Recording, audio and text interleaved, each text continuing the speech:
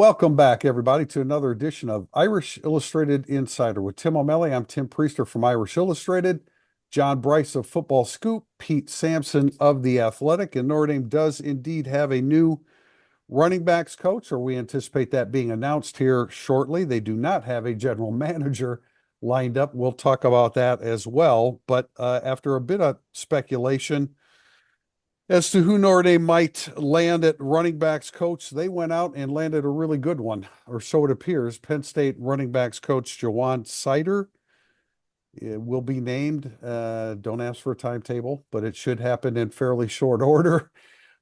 He has been named or will be named Notre Dame's running backs coach to replace Dylan McCullough. That's a pretty good one. Yeah, I mean, I think Nick Singleton was going to be a good running back regardless. I didn't know a whole lot about Katron Allen coming into Penn State, but those two guys are quality running backs. This is a guy with an excellent reputation of recruiting in the state of Florida, which Notre Dame has always liked dipping into in the past. So that spot has been filled on the Notre Dame coaching staff, Tim O'Malley. When I said I think it's really hard for people on the outside to know how good a position coach is, you can surmise on this one. You can do a pretty good job trying to figure it out from his track record. Also, he leaves the best returning tandem in the country to join the best running back in the country, so he knows what he's doing as well. He has a pretty good idea of when he might want to leave. But yeah, that's the way those guys ran. The most important thing for me is I know, pretty sure, great point. They have so much talent anyway, Singleton and Allen. But the way they ran in that game, the way they run, they were the heartbeat of that team, and that reflects part of it is your coaching, and also, as Pete has always said, running back is about talent and recruiting talent, but they don't always run like that when they have that talent. They look fantastic in the playoff. John Bryce, what do you know about Jawan Sider? Yeah, really fantastic coach, has a great reputation. And I would note that it's my understanding Devin Ford has already told the Notre Dame running backs what a great coach that Jawan is, how much he enjoyed his time under him. That wasn't why he left. It was simply a numbers game as to why Devin Ford left Penn State. But they had a relationship that I was told that Devin Ford, a couple of times when he went back after he transferred to Notre Dame, when he went back to Happy Valley, he would usually crash at Jawan Sider's house and stay with his old position coach. So I think that tells you about the authenticity of the bond formed there. And then a little bit of a housekeeping note. It's my understanding that Jawan Sider will become either top five or top three highest paid running backs coach in all of college football. Yeah, this is the seven-figure deal, which is top of the market for Notre Dame. Just top of the market. Like I do think I think it's a big hire, and it's impressive that you can go just poach somebody from another Power Five staff. I would also say, like, look, Notre Dame has had good running back coaches for a while now, like Alford, then Autry Denson, Lance Taylor, Dylan McCullough, Sider. Notre Dame should always have a great running backs coach. And so now they go from strength to strength. It's my understanding, like, they reached out to Tony Alford. He didn't want to leave Sharon Moore at Michigan after 1 year. Can respect that. He's also highly compensated in Ann Arbor. So it's I mean, like, they were, if whether it was Alford or Sider, like, awesome. Like, both are great choices. You could argue for Alford having some institutional knowledge being a real asset. You could argue for Sider being, like, having an outside perspective being a real asset. So I think Marcus Freeman, this was a win either way. So, the fact that he's gone with Sider here in the end, I think it's a win. It's a W, as the kids say. It's Jawan Sider he's 47 years old. He'll be 48 in April. He's from Belglade, Florida. He has had stops along the way. He's a West Virginia grad. Coach with Dana Holgerson. I won't hold that against him. But he also had stops at Marshall with Doc Holliday, at Florida with Jim McElwain and Dan Mullen, and then 7 years at Penn State, which, I don't know how many assistant coaches at Notre Dame are going to hang around for 7 years at a time. I would think that Jawan Sider is looking for, coordinator down the road and stuff. Like, I doubt that he's going to be at Notre Dame for 7 years unless he gets elevated while at Notre Dame. But like I said, good, uh, good reputation as a recruiter among the guys that he either directly recruited or had responsibility recruiting their areas in high school while he was at Penn State was Tyler Warren, obviously a real diamond in the rough, a 3-star, but also Katron Allen in Florida, Nick Singleton, of course, in Pennsylvania. And he leaves, you did have Pete I mean, you had to compensate him well because he was associate head coach and co-offensive coordinator. He was elevated to co-offensive coordinator during the 2024 season. So you had to pay him big. And John, you mentioned Devin Ford. I circled his name here because I figured that would be a guy that obviously spoke very highly of Sider to the Notre Dame coaching staff. So who isn't happy about this? I'm sure we'll find somebody that isn't happy about this, I'd but say James Franklin. Yeah. I mean, it's like Sider's I taking a real risk coaching for a 39-year-old head coach. That's really sticking his neck out on there. One connection there is, he was at Marshall with Jared Parker. Clearly, Marcus Freeman and Jared Parker are very close. If you're looking for, because at first I was like, Marcus has been pretty like, I think I asked him about this during the season about hiring. It's like, I want to know who you are before I hire you. And the best way to do that is to have been around you, whether it be Joe Rudolph at Ohio State. But I wasn't sure what the Sider connection was, but Jared Parker would be a pretty trusted confidant for Marcus Freeman. And they worked together for, I think, 1 or 2 seasons at Marshall. Nothing else on this, Tim, but I wanted to bring up real fast because I answered the question on our board. Somebody mentioned this is before they got Sider. Would there possibly be any coaches that can move positions to coach running backs? And it was an interesting question because Kelly used to do it all the time. Kelly would move guys to coach tight end and running back. And I kind of said Marcus Freeman's beyond that part of his hiring process with his program right now. But I do find it interesting that just went away. That was a big deal for Brian Kelly. I mean, he had a big net of people too, but he would move people. He would move people around to keep them on staff, and it was Safeties to offensive coordinator. Yeah, exactly. Chuck. I mean, that's Chuck Martin. Yeah. And you had Alford. I remember Alford was the wide receivers coach when Kelly he moved into wide receivers coach. So anyway, I want to get that out there to answer that. I think Freeman's. I just think this era and the way where the program is set up now, they don't need to operate that way. They'll go find someone that's It's not like Ryan Day at Boston College when day before the title game we was talking about Al Washington. It's like, can you coach running backs? I've never done that before. All right, we'll figure it out. Like, yeah, that was great. We're not really doing that anymore. Actually. Another guy that Sider recruited was Tony Rojas, one of the starting inside linebackers for Penn State as well. So yeah, good for Notre Dame.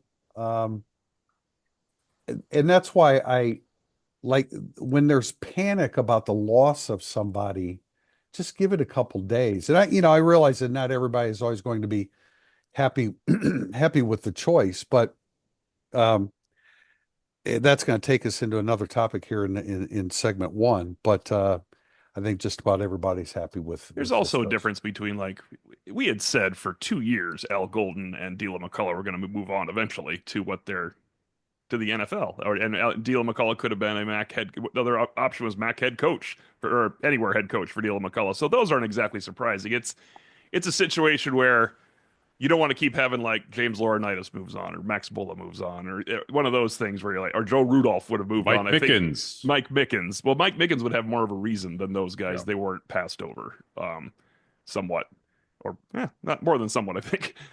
Those are more of like, oh my gosh, why is he leaving? You couldn't have said that if you listened to us or read us ever about D'Lo McCullough and Al Golden. I mean, D'Lo McCullough almost left before he showed up. That's true, actually. Yeah. I thought in the day we met him, I was sure he had 1 foot out the door. I don't mean that he wasn't committed. It was just no, but NFL was on his mind. Yeah, I mean, he had greater aspirations, and he knew that. So this worked out very well for Notre Dame. Okay, what didn't work out well for Notre Dame, but maybe short run, long run, there could be a discrepancy there. But James Blanchard is not coming to Notre Dame as the general manager. And I mean, let's kick this around, JB, because like when you were talking about him and you mentioned that he didn't have to consult with Joey McGuire on what personnel was coming in, and then I had another source tell me that he wanted complete control of who came in and came out at the University of Notre Dame. I don't think that that's very realistic. However, I mean, it appears there were some other reasons as to why. I mean, some personal reasons and being from Texas and family from Texas and things like that, why he wanted to stay at Texas Tech. So look, and again, I know a lot of people were excited about this guy. I think we all were. But there are a whole bunch of people out there. Maybe we can kick around some names here. I wouldn't get overly concerned about a general manager. There are great candidates out there that we don't even know who the hell they are or what their names are. And that's why I think a lot of times there's an overreaction to, like, okay, this is the thing that drives me crazy. This constant reference to an embarrassment. It was an embarrassment that Notre Dame didn't get James Blanchard and he stayed at Texas Tech. This is big time football, man. There's competition on the field and there's competition off the field. And there are numerous reasons why someone may not choose Notre Dame. If you want to be embarrassed about that as a Notre Dame fan, go ahead and be embarrassed. But there's nothing embarrassing about a lot of these things that are often referenced as embarrassing for Notre Dame. This is not Ludwig 2.0. Like it's just That would okay. Now I understand that one. I understand that one. That was This is that not that that, was though. embarrassing for sure. yeah, Anybody that was knows. hay in the barn. That was, but to throw that term is thrown around way too much just because somebody chooses something different than Notre Dame. This Yeah. is not an embarrassment for Notre Dame. I mean, my understanding is like Marcus was totally comfortable and James was totally comfortable with like what their working relationship That's my would have understanding too, Pete. been. Which Yeah. is like the thing that's most interesting to me is like why it would have been a good fit in Marcus's point of view, because it seems different than how I would have expected him to want the personnel department to run. I agree, Pete, but I mean they must have hammered those kind of things out. Yeah, for sure. That's what I mean. They were really far down the road on this. I'm just sort of curious how Marcus saw this fitting together with Blanchard being a huge piece of it. Because it to me from the outside, it seems like you would want more of a collaborative vibe there than what Blanchard has at Texas Tech. But maybe Blanchard was willing to move a little bit on that point of view if Maybe Notre that's Dame a was gonna work. topic. Maybe that's a topic for the end of May when we have a gathering with Marcus Freeman and we have an opportunity to ask, Get one answer on the record and probably a uh, better one off. on the I record was going off. to I say, don't it know depends if on what answer you're looking for. I don't know if that'll ever happen again, but yeah, that was maybe that's a conversation for later. John? Yeah, I mean, on Thursday's podcast, as this thing had sort of dragged throughout last week, I mentioned then it was about culture and fit, and so I don't think it was a bunch of family stuff. I just think that James Blanchard, at the end of the day, believed he had a better fit and a better thing going for him at Texas Tech. I think he left a little money on the table at Notre Dame to stay at Texas Tech, and so there are plenty of good candidates out there. I'm certain, I know for sure that SEC general managers have reached out to Notre Dame, and I know Notre Dame is vetting some SEC general managers. Iowa general manager Tyler Barnes is another name that I would maybe pay attention to. I would. Zach Grant is a guy who's incredibly well respected at Cincinnati. Really started his career at Notre Dame. He's also been at Ohio State. He was Football Scoop's Player Personnel Director of the Year a few years ago because he completely rebuilt the Western Kentucky roster for Tyson Helton, and that's when they had Bailey Zapp and another star wide receiver. So I don't know that Notre Dame will speak with Zach. I think there would be interest there for sure, and he's really good. And again, he's got the Notre Dame knowledge, and he also has been at Ohio State. I know Mark Pantoni speaks very highly of Zach Grant. So that's some of where that is right now. Tio, thoughts? You know, I I think I said this on Friday podcast with Drew. The urgency when you have if you trust your recruiting coordinator situation right now, the recruiting team you have in place in February and early March, I don't know if the general manager in the newly defined role of general manager, as I see it, is as important until spring practice starts, because I do think the new general manager has to take a full overview of the entire roster. Remember, there are cuts coming up because there's more than 105 players, and they have to figure out what to do with walk-ons versus some scholarship players, and who you can, if you're going to bring more into the portal. Well, I guess that's not as big of a deal numbers wise. You need to know who you want to bring in the portal, is my point for the new general manager. But I guess that would even out a little bit, and who leaves in the spring and who comes in. Probably beneficial numbers, more would leave than more would come in, I would assume, in the spring or at any big program, once they kind of find out the pecking order.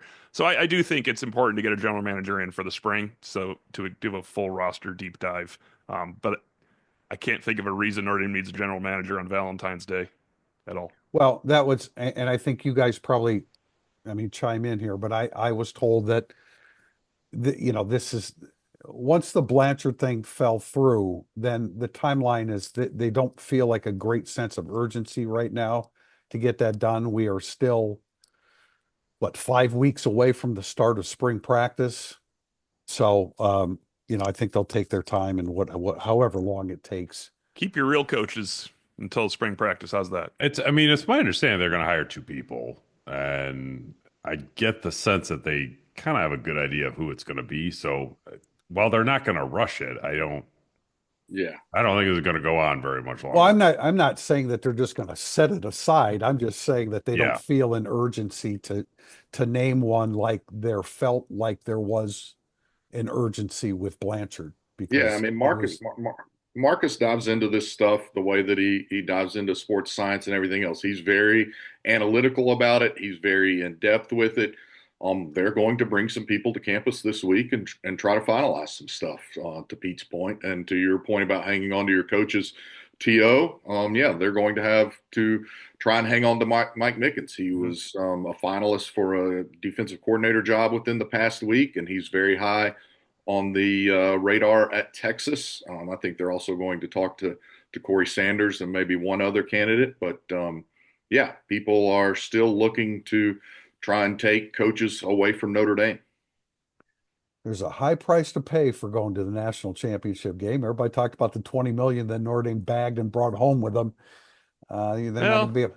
This price could be a result of your hire too. I mean, this wouldn't be a price to pay if they didn't hire Chris Ash.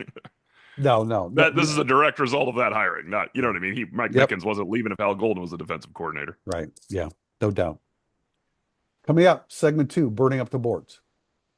Welcome back to segment 2. We call it Burning Up the Boards. Our first question from Lawrence Bay. Jeremiah Love is one of the premier running backs in college football. Are there any aspects of his game that can be improved upon to unlock an even higher level of play? More usage as a receiver, pass blocking, etc. He doesn't control more usage as a receiver. Did we more involved in the passing game? I mean, outside of the short game, that was probably unrealistic. Yeah, not when they had 6 receivers break camp. There's just no room. I mean, that was probably unrealistic. I don't know, man. Kid's pretty damn good at everything that he does. I mean, I don't know of a weakness he needs to shore up. Like that, not that I can think of. But everybody gets, the improvement is he's definitely got to improve. He's a sophomore running back, but I can't think of a weakness that I really think can't. John, what would you point to as where I would say he made tremendous strides last year. He needed to get better at pass pro, and he did. He came into camp with the mindset that he wasn't going to be a first and second down back. He was going to be an every down back. He proved that. I think he was more decisive in his cuts this past year and then accelerated really well. And I think he'll continue to do some speed and strength training when he's healthier to try and maybe get just a slight tick faster, even though he's already one of the fastest running backs in all of college football. So I think that Jeremiah Love stands positioned to be a legitimate Heisman Trophy candidate in 2025 as long as he stays healthy. He's a perfect college running back. There's nothing I would improve about him. Yeah, I think he's Like, just fantastic. freaking awesome. When you think about his line too, he had to run. I mean, not they were a good line, but they were in flux for so long. There were three versions of the line. The best Yeah. way to describe this is Jeremiah Love had fewer 15-yard runs than Audric Estime did by a fairly wide margin. Now, Estime got the ball more, but that's because the line was in flux all the time. The thing is, with Jeremiah Love at a 15-yard run, he didn't stop at 16 yards. Yeah. It just continued on down the Right. field He for did. Yeah. He touchdowns. didn't have any more opportunities to get 15-yard runs in But I'm that. saying he's going to have a lot more opportunities to do those things. I And would he's like going to be the great. thing I would improve about Jeremiah Love is his offensive line. Like Yeah. how many yards would Jeremiah Love have run for on the 2017 team? God. Yeah, I mean, you just need stability, and we've said it. I know some of our Irish Illustrated subscribers did the math. If you take out the 98-yard run against Indiana, Notre Dame averaged 3 yards per carry in the playoffs, which obviously isn't very good. And John, you mentioned about how I mean, about his pass protection, how much better he got, and he didn't just improve; he was great at it. Right, right, But exactly. he took several steps there. And and Tim, as far as the well-rounded nature of his running game, you've got to give Lauren Lando a ton of credit for how much stronger he got, and then Dylan McCullough for inspiring him to just hit it up in there. No, there was no hesitation. Yeah. Just hit up in there. I think a lot of people played into it. Of course, nobody more than Jeremiah Love himself. He had some Walter Payton runs.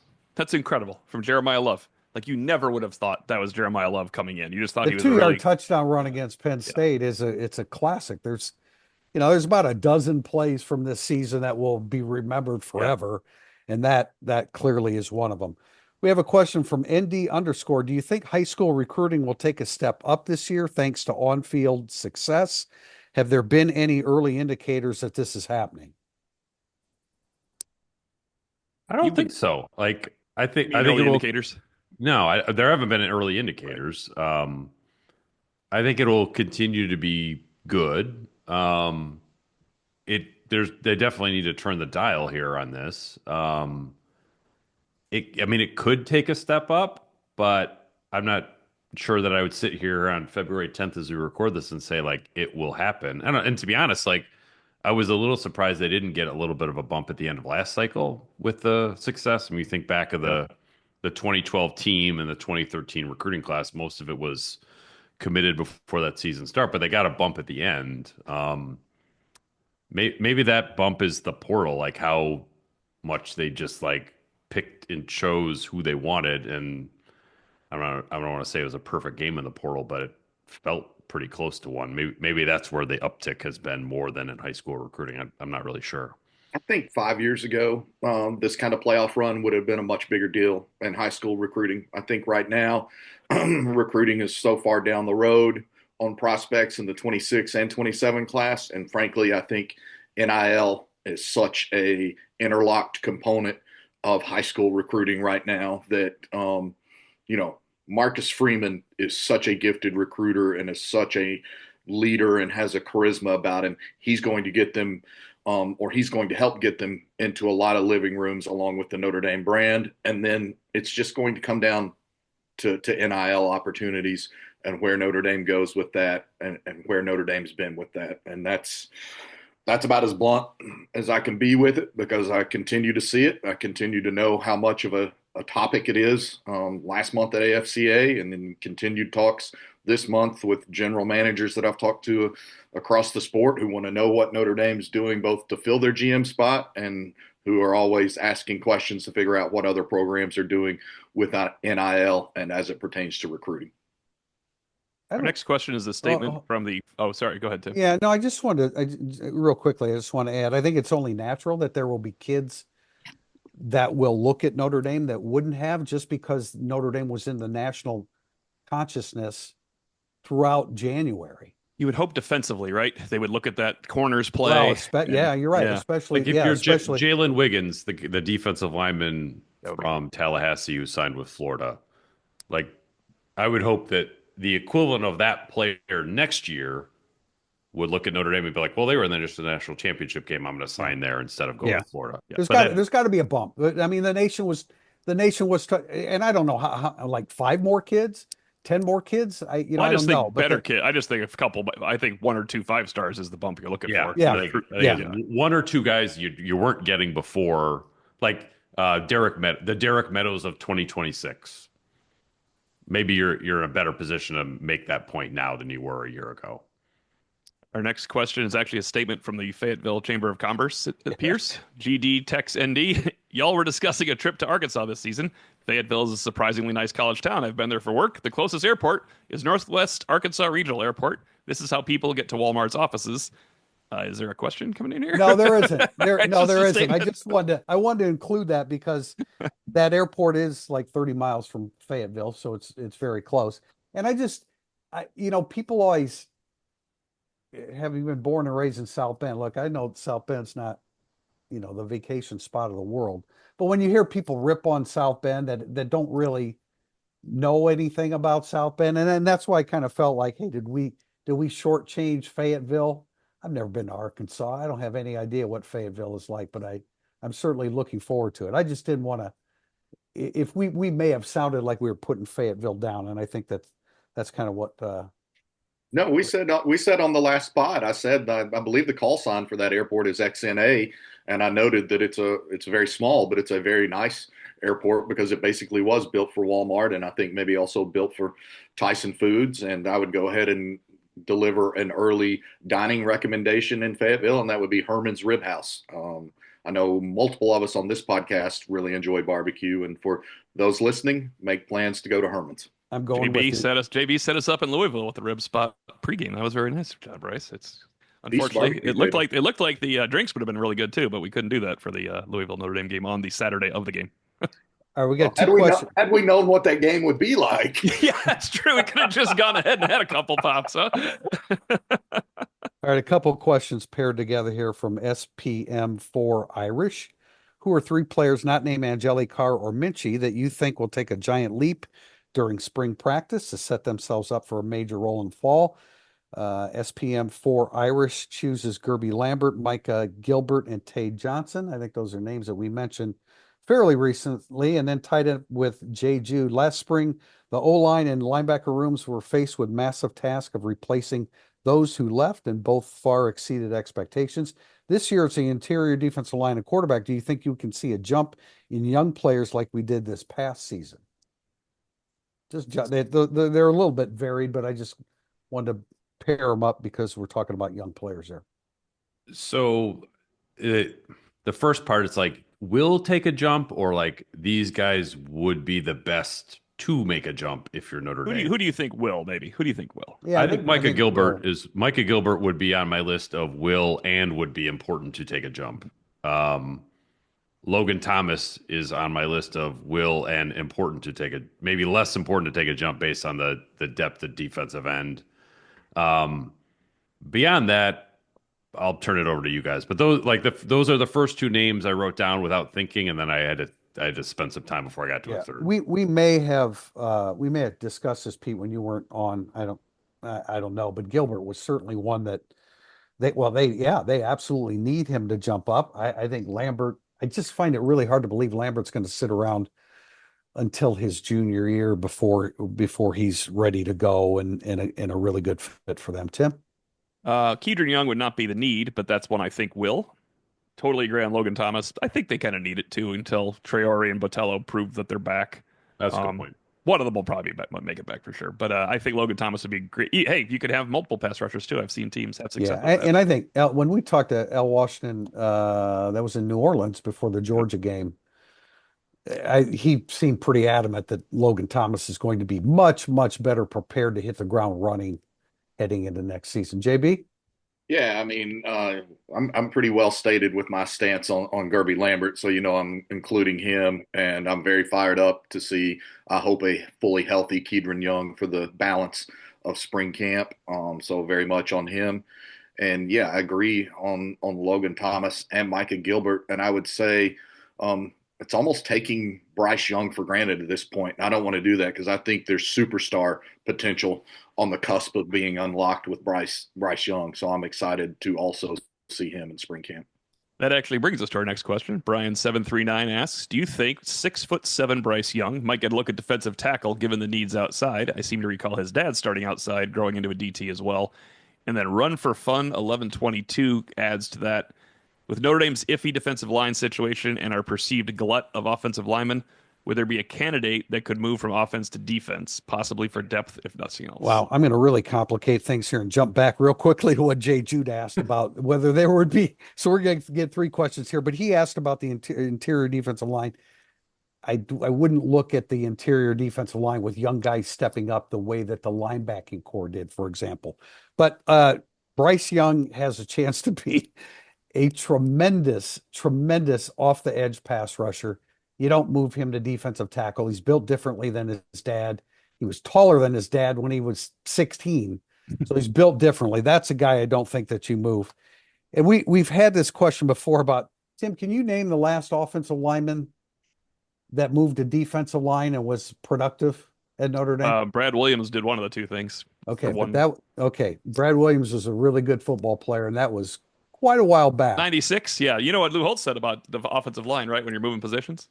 Last stop before the bus stop. Last stop before the bus stop. And there's a reason for that, and that is because defensive linemen are more quick twitch than offensive linemen. So the expectation. To your point, Hafiz Williams did that, and not with any merit. No. Brian Kelly moved him quickly.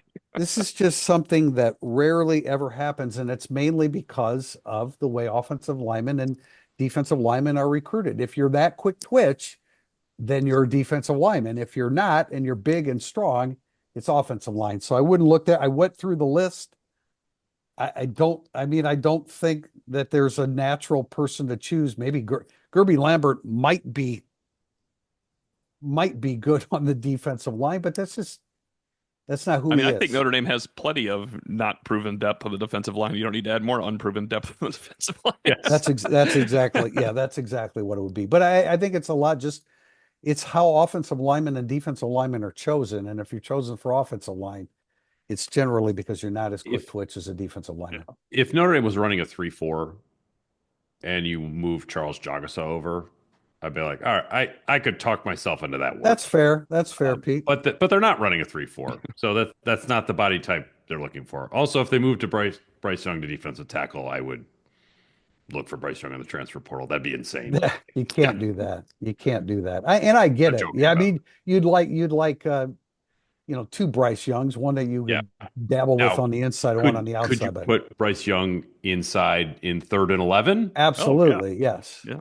That's what I was going to say. Like if you get Traore back healthy and Botello back healthy, and you're in some obvious passing situations for your opposition, then I would think you could put Bryce Young in the middle, and he would be an extreme disruptor to a lot of throwing lanes. Jay Jude also asked about quarterback, and yes, I do think a young quarterback will step up. Otherwise, our podcasts are going to be very different next year if one of them doesn't. Thank you thank you for completing the picture on 4 questions asked. It'll be like Mondays will be a morgue around here if no young quarterback steps up. All at once. Yes. Okay. We have a question from Manentai.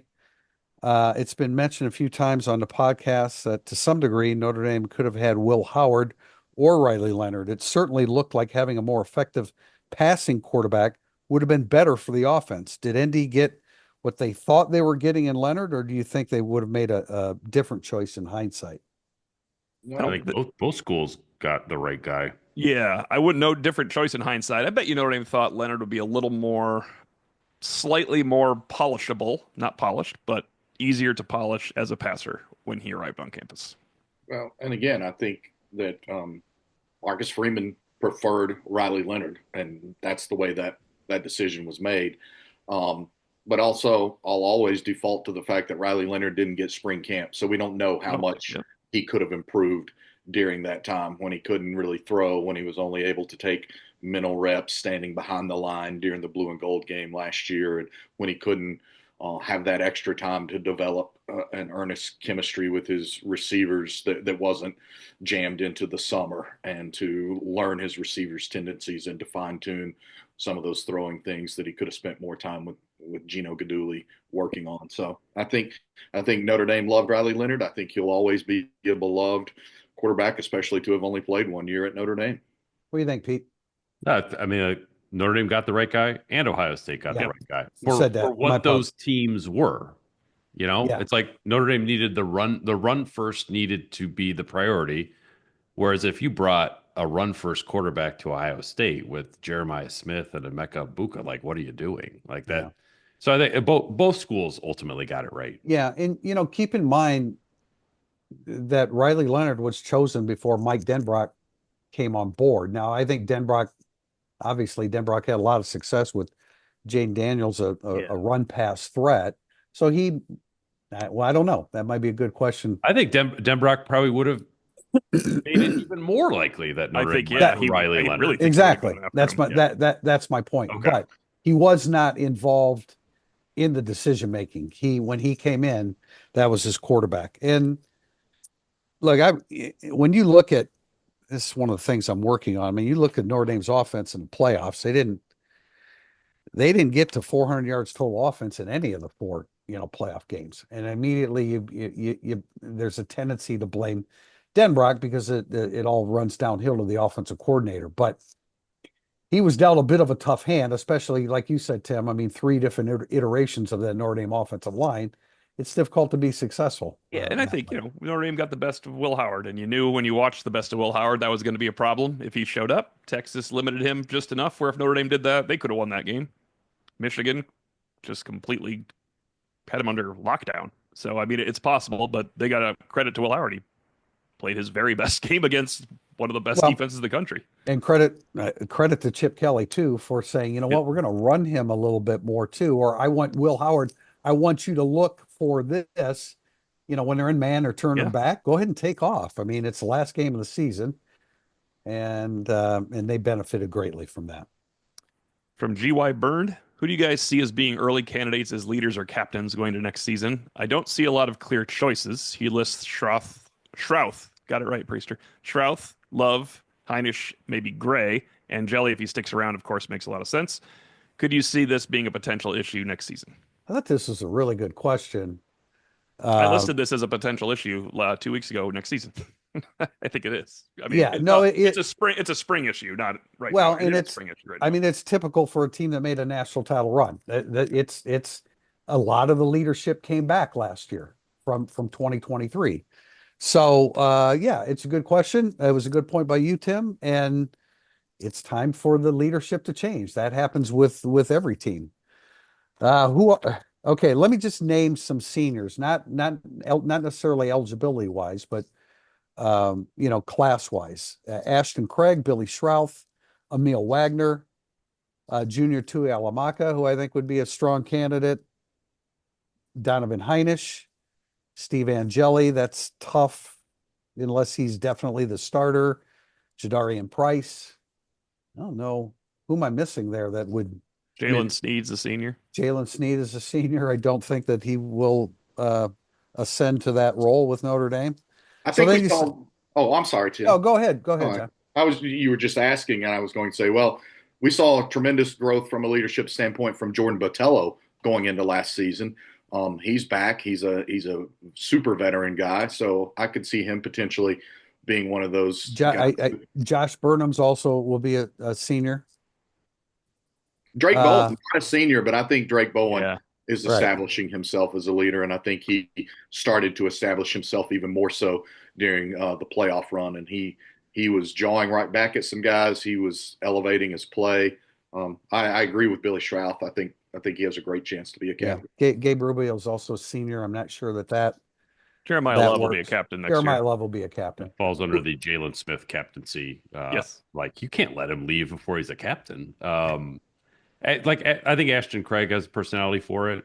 Yeah, the position for it. So if it's not Billy, then could be Craig, could be both. Well, it might have to be both. They try to spread around, but it might be one of those years where you have 2 offensive linemen. But I think it's a good question. It's a fair question of like, that team is just we nobody jumps out in the No. way last year. You're like, Howard Cross wasn't a captain. Yeah, that's what If my point Howard was gonna Cross be. was back on this team, you'd be like, well, let's start with Howard Cross. Yeah. Yeah, no doubt. How about a Don Schuler?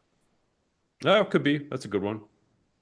Yeah. I mean, it was just with Watts and Mills and Kaiser and Morrison and Cross, and you could have gone anywhere. Riley Leonard was the Yeah. quarterback coming in. You Yeah. couldn't have gotten a better Yeah. collection.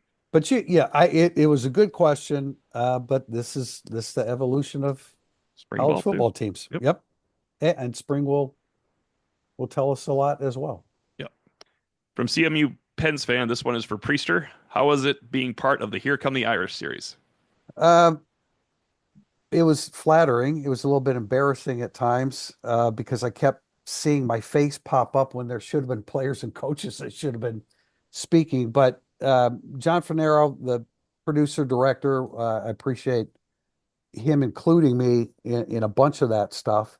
They did 3 interviews with me. 2 were in the press box. One was before the season. One was before the national championship, and then one in the office. I think it came after Louisville, where we're still kind of talking about Northern Illinois. And you learn a little bit about how they want you to answer questions. Like this wasn't used in the last episode, but one of the questions was, if you had to describe this team with one word, what would it be? Well, they didn't want me to say one word. What they wanted me to say was, if I had to pick one word to describe this football team, it would be such and such. So there's a little bit of play acting after you've been interviewed 3 times with it, but it was cool. I feel really privileged to have been included, which I thought really way more than I should have been, especially in the early episodes. But it was flattering to do so. Question from W. Carey 14. Do you honestly think it would be a massive mistake to move on from Micah Shrewsbury after this season? The program cannot get any worse than it already is. All Shrewsbury has proven is that he cannot put together a roster, cannot prepare a team to compete for 40 minutes, and struggles as an in-game coach. Why give him more time when he has shown he cannot do the job? Once you know, you should move on. And then we have a second question from W. Oosterhoff. Over under 7 more wins for the men's basketball team this season. I think that's a mistake, right? Because they only have 8 games left in the regular season. Under. Yeah. Okay, under. And they play Louisville, SMU, at Clemson, and at Wake Forest, who have a combined record of like 75 and 20 something. Maybe he submitted that question right after the Lemoyne game, over under 7 more wins, because then we'd be on pace for it. So why shouldn't they? Should they just fire him now? No, because there have been moments. I asked him point blank after the game on Saturday what gives him the confidence to think that they can turn it around. And he said, well, we're both teams, but we are the team that has had the lead in all of these games. Now we're also the team that has blown the lead in all of these games. We have to not be the team that blows the lead. And then why not?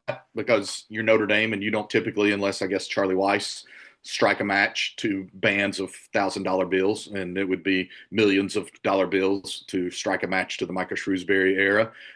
He did inherit a poor roster. I don't completely agree with all his roster management. I'm very surprised that J.R. Knesny hasn't played a larger role because he's flashed, and Micah himself credited JR with a huge reason why they won that game a couple of weeks ago against Georgia Tech. And he's had other moments this year. And then the other reason to give him time is because he has already signed the consensus number 6 recruiting class. And those are some guys that should be able to come in and help Notre Dame right away next season. So, and that's, all 4-star guys, all top 100 players, more or less, or top 120 players. And it's been a minute since Notre Dame's had that kind of recruiting ilk. So I certainly get the frustration. You can't be a team that's lost 10 games by single digits, and that's what they are. And so they've been much worse in close game situations than I've anticipated. Oh, one unrelated basketball nugget, but a nugget from basketball, is that Jason Onye was in attendance in the student section Saturday at Notre Dame. So the people that are tracking Jason Onye and his potential return to the Notre Dame football team, there you go. I saw him with my own eyes. Jason Onye was there supporting the men's basketball team. So maybe he's still on that path to rejoin the football Irish. the most important part of the men's basketball game so far then was Jason Onye was there, as opposed to the Virginia Tech game. Also, 574 hats look cool. My kids went with some friends. They got some green hats. It's always fun to do for games. I don't understand why they're this bad. I really don't. Micah Shrewsbury last year impressed me all the time in losses and in wins. He impressed me as a coach. Knocked me over with a feather if you would have bet me they'd lose this many close games in year number 2. But it's bad that you're losing this many close games in year number 2, not year number 1. That's when you're supposed to lose this many close games. I got a question for you. General manager for Notre Dame basketball. What does Marcus Burton cost? And is he worth going 500 next year? Well, that was going to be my point. But first, I need to need to read a comment that was made after the game. So I did not expect them to lose to Virginia Tech. I absolutely believed that they were going to win that basketball game. But someone said, "Can you vote someone last for Coach of the Year in the ACC?" Tim O'Malley's a funny guy, and he says a lot of funny things, but that cracked me up for like 48 hours. I could have voted him first. I could have voted him first last year. I don't. It's just incredible. I don't understand the. If you told me that they would look like this, I'd just be shocked at It is how they look. As JB mentioned, the rotations, the whole thing, Tim, it is not what I expected from the year. Like you're playing Auburn, you're playing Alabama, you're playing. They're different sports that are being played out there. Who's gotten better? Well, Marcus Burton. Yeah. Okay. All right. I mean, Yeah. I think Keba has gotten better. Tay Davis has absolutely gotten better. Braden Shrewsbury, as was texted to me on Saturday, Braden Shrewsbury didn't aid his All ACC campaign with an O for the field performance on Saturday. And No, again, we can bury that. I can't take credit for that line, but I know who sent it to me, and I know he's a loyal listener, so he's proud of himself right now. However much Kebajai has improved, it's not enough. Yeah, I agree with that. And I thought Tay Davis has improved a little. Well, he should. He was a good player last year. I just don't think that. I mean, it's what O'Malley's saying. I just can't believe that they play this poorly in the second half. You're up 11 at Miami, and you lose by 6. You're up by 9 against Syracuse, and you lose by 8. You're up by. I'm not going to go through all of them. Yeah, let's not. But let me get to the point, because W. Carey 14 is outraged. As it turns out, he's outraged about a lot of things as it relates to Notre Dame. But you just can't. Okay, so fire him. You really don't want Marcus Burton on the team next year. He may not be anyway. But if you fire Shrewsbury, he probably isn't. What happens to the recruiting class that you have? You can't just get all pissed off and say fire them and then everything's going to be okay. It's going to be, at least in the short term, it's going to be worse. You're going to lose your roster again. You want to start over with that? The notion that the program cannot get any worse than it already is. Oh, it can get so much worse. Yeah, if you fired Micah Shrewsbury, it would get so much worse. That's not even part of the conversation as firing Marcus Shrewsbury right now, but it is worth noting that it's incredible how they've just not improved in any way anybody thought that watched the team last year thought they would improve. I can't believe they're not good defensively, that they're not sound. At the end of the game, it's like the old days, just getting a bucket when you want it, when you're the other team. They don't play. I mean, it's a team that does not play well together. I get it. The roster is not supremely talented, but it is the pieces are a lot better than the sum. Yes. No doubt. Yeah. And I agree. There's no guarantee you get Burton back for next year, but with that recruiting class and given how pivotal next year will be for Micah Shrewsbury and Notre Dame, then yeah, you pay if he's willing to listen to your offer or give you a chance to match whatever he gets offered, then you pay it, because next year it's going to be I know critical. Micah Shrewsbury's paying. I'm saying would the would the general manager, in my view, the old school general manager, come in and say, so we're paying one of the best players in the country here to go 500, coach. How do you feel about that? Yeah, well, I think yeah, but I mean, Marcus Burton is an all ACC performer, and will get offered a ton of money when the next portal window rolls around. And I think if you're Notre Dame, you try to pay that money, even if you're going to have more growing pains and struggles next year. he's Yeah. worth it because Oh. he gives you the hope coupled with that recruiting class and a couple other guys that you expect to have a natural progression and growth. He gives you that hope that next year can be what we thought this year had an outside chance to be.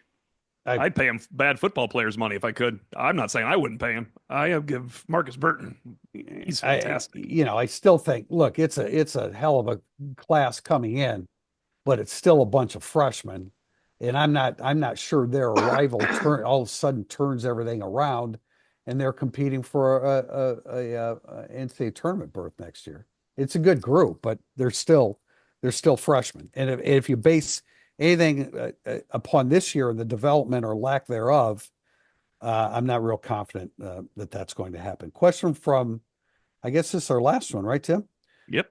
From Phila_Fell. I listened to a national podcast on how to build a college football playoff dynasty. Their most important piece was to recruit consecutive top 5 classes. Do you see Notre Dame having the ability to land consecutive top 5 classes in the NIL portal era? I guess this question is a little bit similar to the one that we had above. Have at it, guys. Consecutive top 5 classes. Well, I don't think so. Dynasty would be like win a championship, make the playoffs. Basically, Ohio, like you're Ohio State all of a sudden. Okay. Well, no, I don't think they'll recruit consecutive top 5 classes. Yeah, I don't either. Go ahead, Pete. No, I was just I think that's a stretch goal. I don't think that they would get it. I don't know if they need to get it. I think that's how I feel. Like you got to sign That's how I feel a too. top 5 class, Right. and then maybe a few years later you get another one. But like they've been so good in the portal that I think they work around the edges there to they can build a top 5 roster Right. without a top 5 recruiting class. If that They might have had a top 5 roster. They had a top 5 college football roster this year, considering that Riley Mills, Xavier Watts, Jack Kaiser, and Howard Cross were the highest possible Probably, level yeah. college athlete, and Watts is a pro. Well, they're all pros, but you know what I mean. yeah, and then you get the love more like all that Riley stuff's Leonard, happening yeah, too. yep. Yeah, I think that it's imperative that they have some top 5 positional groups. Like they need to have a top 5 defensive line group. And people, again, are going to get tired of me saying that. But I do think that's. So you're absolutely right. That's the number one thing there is other than quarterback. Yeah. And so they think they've got a very top end quarterback on campus now. And they've got they do have a top end, probably the best running back in college football next year, one of the 2 best next year, returning in Jeremiah Love. So, yeah, I think the next step, and they've recruited offensive line groups about as good as anybody in the sport, in my opinion. But that's the next step. So I don't think they have to have consecutive top 5 classes, especially in a 12-team playoff. I think in the 14 playoff, yeah, you would have to stack as many top 5 classes as you possibly could. I don't see it as necessary, but I think the next step for Notre Dame is a top 5 positional group on the defensive line. I think that's a good way of putting it, John. And I mean, to sit around and wait for back-to-back top 5 classes, that's unrealistic. They can't get one, let alone back-to-back. And I realize they just made playoff run and they're in the national consciousness, and I said all that stuff. But that's the greatness of Marcus Freeman, or so it appears. It's the ability, and we're all saying this. It's the ability to take talent and maximize it and make it better. It's a culture. It's the culture that he's created that brings out, at least this year, brings out the best in the talent they have. He takes 4-star guys and makes them 4.5-star guys, if not 5-star guys. So I wouldn't sit around waiting for that to happen. Let me ask you this. Is Ohio State going to make the playoffs this year? Right. Probably.